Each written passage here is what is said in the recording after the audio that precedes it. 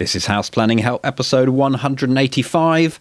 Hello, I'm Ben Adam Smith, and this is the podcast for you if you're interested in self-build, because I'm exploring what houses we should be building in the 21st century and trying to break down the major roadblocks that may get in our way.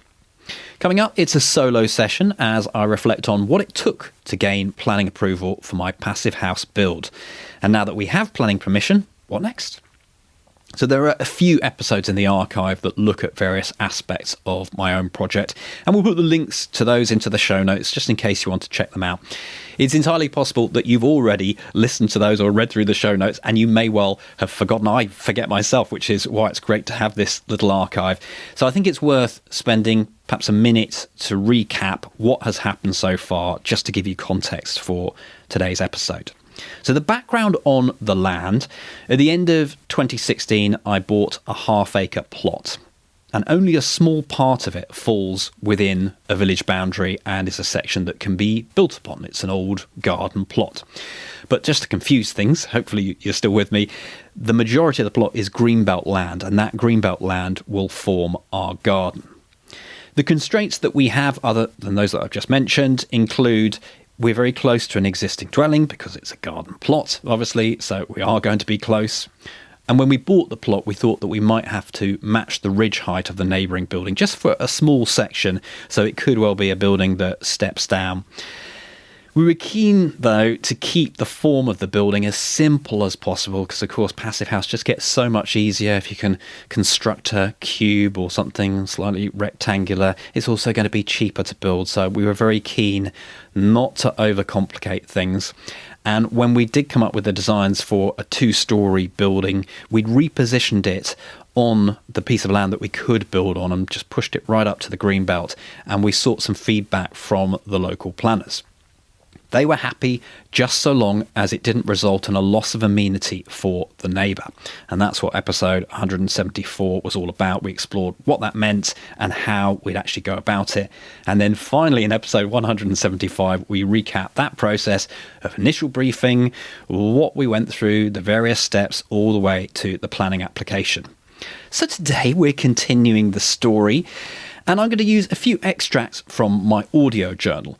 This is something that I've been keeping, I suppose, largely for myself so that I can remember the facts. My brain is not always too good and everything gets lost in the haze of time. So if I got something that's on my mind, it's actually quite a good way of unloading as well. I don't know whether you've ever done this, perhaps back in the day with a dictaphone where you just start recording and you're unburdening. Maybe you put things on a to-do list. Well, this is a similar sort of thing, and actually for what I'm doing as a podcast, it proves very useful. So we're going to come to our first diary entry, and this is one that I recorded on the 6th of April. Going through a house build, there are milestones along the way, and we've hit another one, which is submitting for planning. We already had full planning permission on this plot. That was obviously one of the things that we quite liked, but we're just trying to revise the designs so that we can build what we want to build. And hopefully we've done enough to show that we're not losing any amenity for the neighbour, which is quite important to us. And it's weird, I don't know how likely it is that we're going to get planning permission. I think Chris has been through this lots of times before and he thinks the case is quite straightforward, but with planning I've seen enough where you never know until you get that result back. You're just in limbo. What kind of planner do we have? How will they weigh up the pros and cons? I should think in some ways they will be looking forward to moving this plot on because it's been through various different planning submissions, and we just want to finish this off. Hopefully they will realise that we're serious and that we're selling our house at this moment and want to get and build something good, something energy efficient. The waiting game begins. I think it's something like 6 to 8 weeks before we're going to hear back. It's probably worth mentioning that you can view planning applications online, and this is very, very handy. I know in the looking for land days, it's again quite useful to look at all the various planning applications, but if I'm entirely honest, I never did it then.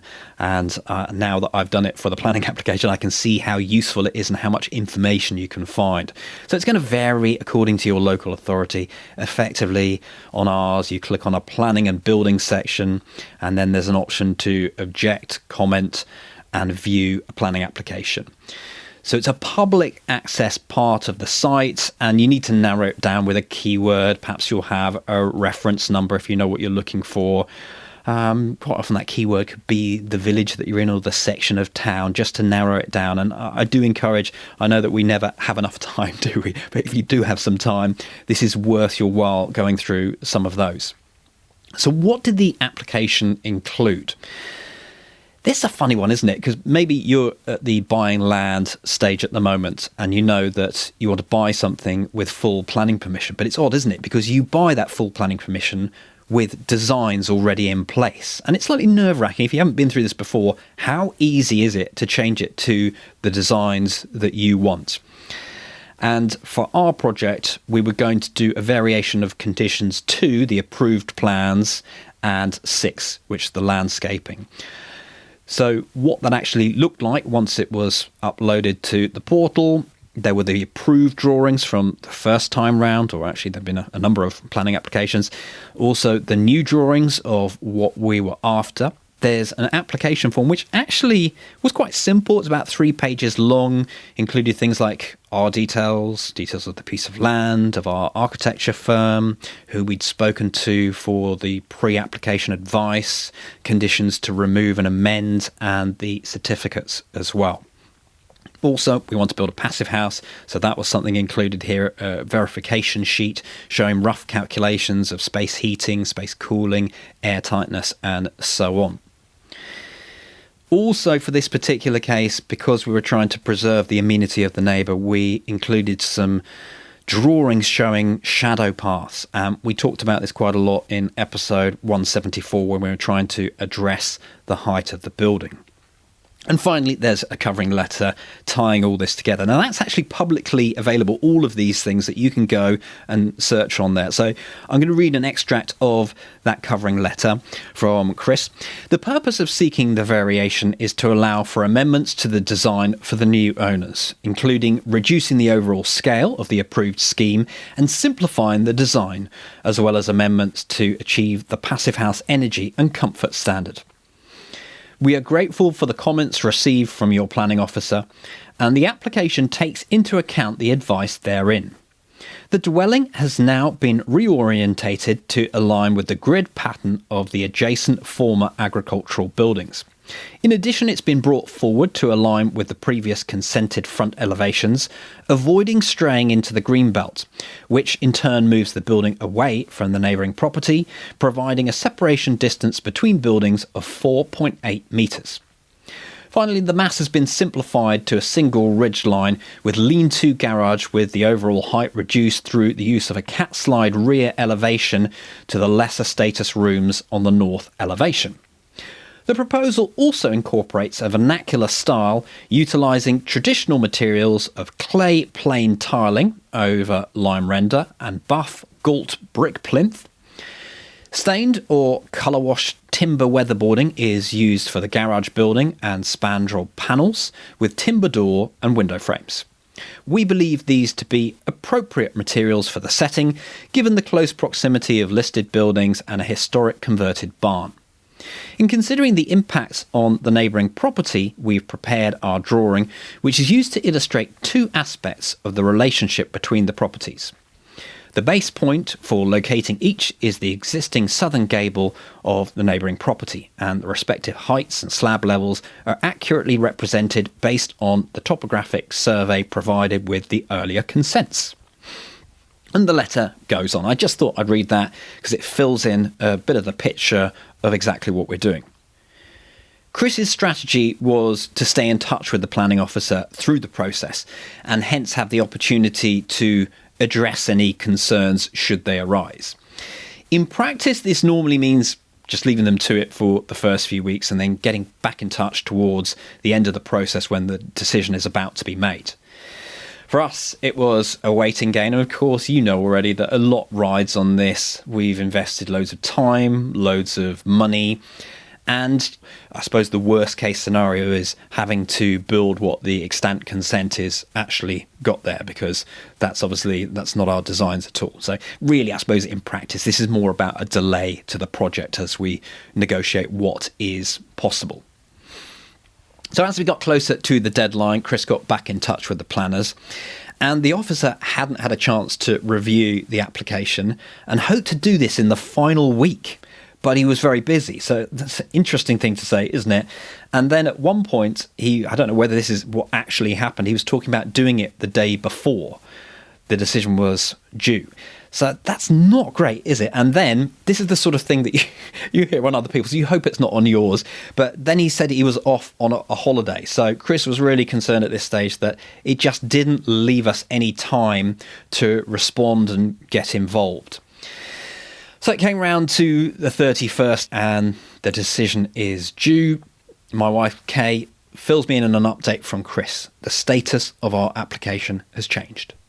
The fact it's gone from current to pending decision means that the case officer has made a recommendation that needs to be signed off by his boss. Chris has been on the phone again, couldn't get from them what the recommendation is, but given that they promised to get back to me with any problems, I can only assume the officer saw none. They promised to call me again today, keep everything crossed. So everything is indeed crossed. Yeah, it's been funny though how nerve-wracking it is. I guess now that we've committed to moving into the rental property, we're just paying out money each month. 3 times as much as the mortgage. Well, we'll just have to wait and see, but I can't say I've particularly enjoyed this. And I can see from people that have had struggles, all the stories that I've heard, you can understand why. I still feel that Chris is fairly confident he's done what he needs to, but is perhaps not so confident now in our planning department. Everything is crossed. We're just hoping he's so busy, he's just going to say, pass it and get it out of my inbox. Not fail it and get it out of my inbox. And there was more news to come a little later on that day. Been doing some filming today, and as I arrived back at the house, Kay was on the phone to Chris, and I was beckoned through, but it wasn't good news. We haven't got our planning application through, and our house is apparently oppressive for the neighbour. And we've obviously done quite a lot of work to try and make sure that there is no loss of amenity for the neighbour. Although this isn't a final decision, it's sort of a weird area we're in. We've got an extension of a month to sort out any difficulties. But it's just frustrating. We just moved into our rental property, so we're shelling out money every month. And I suppose this comes back to the decision of selling the house. Was it a good one? Should we have just stayed put until we had planning permission and then tried to get things going? Because there was still time from planning permission to construction, but we did need a bigger house. So it's just all a bit depressing today. Hopefully tomorrow it will be another day and we can see how we can move forward. Perhaps what's bothering me most is that in the meeting where we were looking at the designs, we weren't 100% happy with some of the other alternatives that were addressing the height of the building. And it just seems sad to me that we might have to pick a design that we don't particularly think is the best for the plot. But I guess that's what coming up against a constraint is all about, that if the planning people say it has to be that way, it has to be that way. There is another option that we could appeal the decision. The downside there is it's 6 months, and once that decision is made, it will be final. So we'll see. So the main argument against granting planning permission was that the house was too oppressive on the neighbouring property. We were fairly confident that it was no more oppressive than the extant consent, and if anything, actually a better option. And now it was a case of presenting the evidence. We thought we'd done that quite clearly, but maybe it was back to the drawing board a little bit. This is where I'm very pleased that we were working with Chris and the team at Parsons and Whitley. Chris, the whole time, has said he's a strategy man, and I knew that he's not the architect within the firm, but I also didn't really know what is strategy, what does it mean? And I think it's becoming clearer as we go through this, and this is clearly a planning strategy. How do we try and overcome this challenge here? So Chris got back on the phone and had an in-depth chat with the planning officer to drill down into those core objections. And as a consequence of that, what happened was they worked to produce a clearer comparison between the extant consent and the current proposal. Using SketchUp, we talked a little bit about this in the episode addressing height, but visualising it, making it very clear visually what is going on. And I'll put an example of this into today's show notes so that you can go and have a look. The other thing is we made the decision to sacrifice our porch. It was something that the planner had hinted against, but that now allows us to move the building an extra 700 millimetres away from the neighbouring property. So all this is good, but I guess the key point here is that it was done quickly. And I wonder if we were using a solo architect, whether they would have been able to do this, and would they have been able to do this really quickly? So having a team, and a lot of schemes go through Parsons and Whitley, so they also have the experience. In some ways, I imagine maybe this is what you get if you hired a planning consultant. They just have that knowledge, but I felt very pleased with how this was handled. So within a couple of days, Chris had heard back from the planning officer, who was making some more positive noises. So remembering that we'd only just got this decision that it hadn't been granted on the Wednesday, and then on Friday they sent back these new comparison drawings, and then after the weekend we'd heard back and it was sounding a little bit better. They thought that what we needed to do now was just to amend all those plans, get them submitted again, and they wanted to reconsult with the neighbour. So I have a final journal entry that I want to share with you. From the end of the month, this is the 30th of June. It's been an eventful week. Started by opening Hub 2.0 and bringing in our current members. Then we had the arrival of little Emily, which was fun. I've just picked up my son now, who's hurt his knee. Did you hurt your knee? Yeah. Is it okay? Sit on the way, darling. Oh, now we've got visitors. We've got Nanny here. But we've also got some news. We have planning permission. Woo! So did Chris call you? No, I've just seen it on the planning portal on the council's website. Cool. Eagle-eyed. So Chris hasn't even contacted you. No. Might be worth contacting him. I'm just about to call him, but I was waiting for you to come home so I could tell you first. Oh. Oh, what a week. It's been a good week. It has been a good week, isn't it? It hurt. Wow. Your knee all right? Any blood? No? It's much better with that plaster, though, isn't it? Yes. What have I learnt then from going through all of this process? This is just what I feel I've picked up.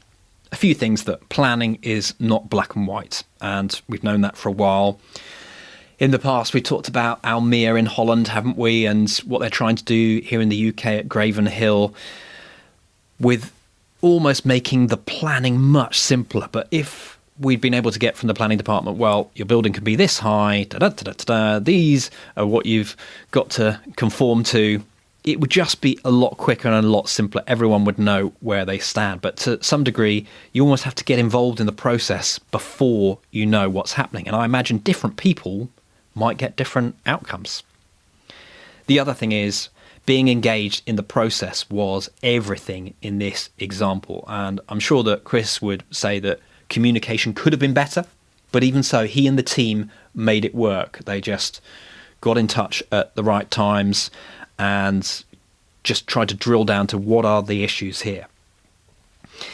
Providing accurate visual aids, I'm sure there are other programs, but they use SketchUp, and it does make a huge difference. You might have sensed that in this episode, our local planning department, it sounds like they are under a lot of pressure. And yeah, we get that. There are always cutbacks, aren't there, for the local authorities. So if you can clarify the argument, particularly with images, because they're easy to read straight away, you just don't want tons of words to have to sift through, then this is going to be helpful. The other thing was that the case will always be decided on planning grounds. And perhaps in the past I might have objected to things locally and not understood that at all, but I think that's becoming clearer over time. So you can actually look at what you're proposing and think, have I covered all the bases? And that's certainly what Chris and the team did before making that planning applications, thinking through what might the objections be, how would we respond to those. And finally, just a point on going to appeal, that actually it's maybe not as attractive as it sounds. It's a last ditch option, isn't it, to get something done, but automatically you're getting a 6-month delay. So Chris was quite keen to steer clear of going to appeal if we possibly could help it. So at the end of this all, the decision was to grant planning permission with conditions. Now, most of these are pretty standard. For example, construction must begin within 3 years. Hard and soft landscaping must be carried out in the first planting season after construction is finished, etc. And it goes on. One thing that is specific to our project is that we'll have to have a 1.8 metre privacy screen on the northern side of our balcony just to stop overlooking into the neighbour's garden and property. Fair enough. Also, something that we were pretty much expecting was having obscured glass in the windows upstairs on the northern elevation. Again, just what we were anticipating. So other than that, it's all looking good. Finally, for today, it was time to catch up with Chris and look ahead. We're moving on again. And I said thank you for all the hard work and for getting us this planning approval.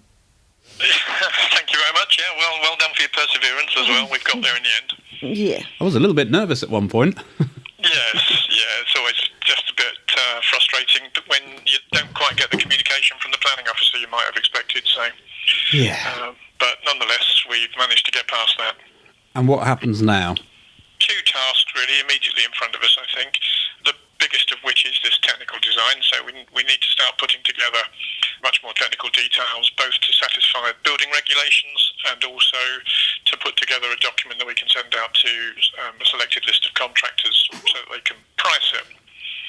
That's quite a big chunk of work, and we're going to be asking you quite a lot of questions over the next few weeks. Yeah, I'm not looking forward to this bit. So I sent you a little while ago just a standard checklist that we kind of have for almost every project. Some of it we already know because we've already discussed, I think, how we might build it, etc., etc. But there's also some stuff there that we don't really know, and I'm going to need your thoughts on. Okay. The more detail we can capture from you now to go into this next stage, the more accurate the tender price will be when it comes back, and the more likelihood that we've got of the final account figure equaling that tender figure. There's always some element of unknown work, so we'll include for a bit of contingency in there. When you start digging in the ground, you sometimes find things you didn't expect. But on the whole, the exercise now is for us to pin down as much detail as we can so that we can get A, building regulations approved, and B, get it out to tender. That's where we are at the moment. A couple of other things that we chatted about in our conversation. Chris wanted to instruct a mechanical engineer, and he's got someone in mind for that, so we've said, yeah, go ahead. Also, we mentioned to Chris that we were keen to hire an interior designer if we can afford it. And the only other thing that cropped up really was to start considering small to medium-sized contractors that we could put on this tender list. He'll obviously come from his side of things, of people that he's worked with that might be in our geographic area that maybe would be interested again. And then we'll put some names forward to him that he can do some research on. So far, though, the major challenge at this stage has been finding time for this technical specification. It's a huge, great project. As I mentioned already, I'm not looking forward to it. And just getting to grips with having a 3-year-old and a newborn is quite something. Trying to run a business on top of that. Oh, yes, and trying to build the house as well. So I'm sure you'll hear plenty more of me complaining that I don't have the time. But I know that's not the case. It's about reorganising, reprioritising that time. So we put together some show notes for this session. You can find them at houseplanninghelp.com/185, including some of those images that we were mentioning to try and put forward our case. houseplanninghelp.com/185. That's also the place. If you've got a comment or question, just scroll down to the bottom and you can leave it there. A word on the hub to finish up with today, and that is that I've actually started my own progress log. Now, I think that these are really useful. The main reason is accountability, and you might remember, if you're a long-term podcast listener, back in the day when I used to tell you that I was hoping to complete my project before I turned 40 in August 2016. The reason for me doing that, largely, other than setting the scene, was for accountability, so that I would get prodded on numerous occasions. Oh, so how's your project going? Have you done it yet? And that did happen. And okay, I didn't make my target and failed woefully. But I think there's something about setting a goal and trying to achieve it. And that's what these progress logs are really useful for, because you choose when you want to update them. So they've just got to be at a certain frequency, whether that's weekly or monthly. I'm going to do my one weekly because I think that that's how I will see the best results. And then I put on some points that I've got on my to-do list and then follow up the next week, or if you want to do it monthly, with how you've done. And people can also chip in if they're reading what's on your mind. Perhaps they've got experience to share. So that's the whole idea of this. Plus, it's a place in the hub that's yours where you can post pictures or maybe plans. We just ask that you don't put any personal information that you don't want to share with the rest of the group in there.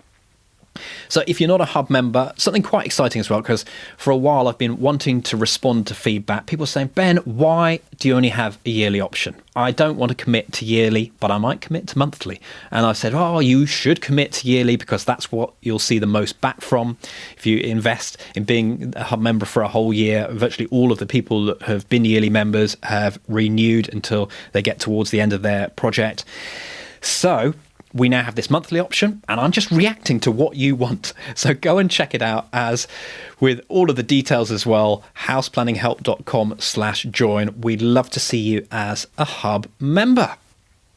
That's it. We're at the close of another episode. Thanks for listening. The House Planning Help podcast is produced by Regen Media, content that matters.